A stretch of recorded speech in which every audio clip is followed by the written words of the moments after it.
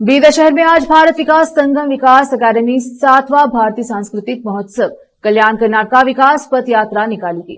Cameraman पुपराज का coverage. Karnataka ED जगत्तिगे मार्गदर्शनವನ್ನು ಕೊಟ್ಟಂತ ನಾಡು ಈ ನಾಡಿನ ಸಮೃದ್ಧಿಯ ಸರ್ವಾಂಗೀಣ ಅಭಿವೃದ್ಧಿಗಾಗಿ ಸರಿಸುಮಾರು 21 ವರ್ಷಗಳ ಪರ್ಯಂತರ ವಿಕಾಸ ಅಕಾಡೆಮಿ ಮುಖಾಂತರ ಈ ಭಾಗದಲ್ಲಿ ಸಮಾಜದಿಂದ ಆರ್ಥಿಕ ನೆರವನ್ನು ಪಡೆದು ಸಮಾಜದ ಸದ್ಬಳಕೆಗಾಗಿ ಅದರ ವಿನಿಯೋಗವನ್ನು ಮಾಡಿದೆ।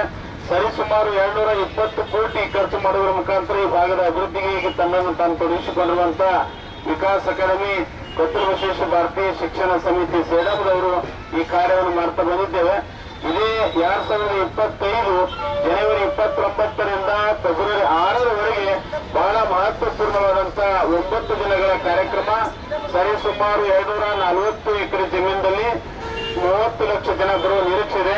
22 ಕೋಟಿ ಖರ್ಚು ಮಾಡಿ ಕಾರ್ಯಕ್ರಮವನ್ನು ಮಾಡ್ತಾ ಇದ್ದೇವೆ। ಬೀದರ್ ಜಿಲ್ಲೆಯಿಂದ ಬೀದರ್ ಶಿವಕುಮಾರ ಸ್ವಾಮೀಜಿಯವರು, ಹಾರ್ಕೋಡ್ ಸ್ವಾಮೀಜಿಯವರು, ಹಾಗೆ ನಮ್ಮ ಪಾಲಿಕೆಯ ಬಸವಲಿಂಗ ಪಟ್ಟದ್ದೇವರು, ಸುತ್ತೂರಿನ ಈಗಾಗಲೇ ಹೇಳಿದಾಗ 93 ವರ್ಷದ ಯುವಕರಾಗಿರ್ತಕ್ಕಂಥ ಶಿಕ್ಷಣಪ್ಪ ವಾದ್ಯವರನ್ನು ಮಾಮ ಅಂತ ಕರಿತೀವಿ।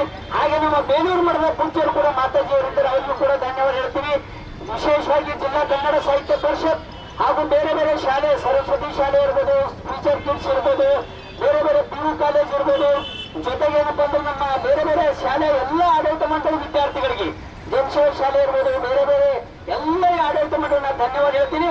ಸಾಯಂಕಾಲ 6 ಗಂಟೆಗೆ ಪೂಜ್ಯರ ಒಂದು ವಿಶಾಲವಾದಂತ ಒಂದು ಉತ್ಕರ್ಷವಾದಂತ ಪ್ರವಚನ, ಅವರ ಒಂದು ದಿಕ್ಸೂಚಿ ಭಾಷಣ ಮುಂತಾದಲ್ಲಿ ಏನಪ್ಪಾ ನಡೆಯುತ್ತೆ। ಮತ್ತೊಮ್ಮೆ ಮೊದಲೇ ತಮ್ಮೆಲ್ಲರಿಗೆ ಏನಪ್ಪಾ ಅಂದ್ರೆ ನಾವು ಸ್ವಾಗತವನ್ನು ಬಯಸ್ತೀನಿ। ಧನ್ಯವಾದಗಳು।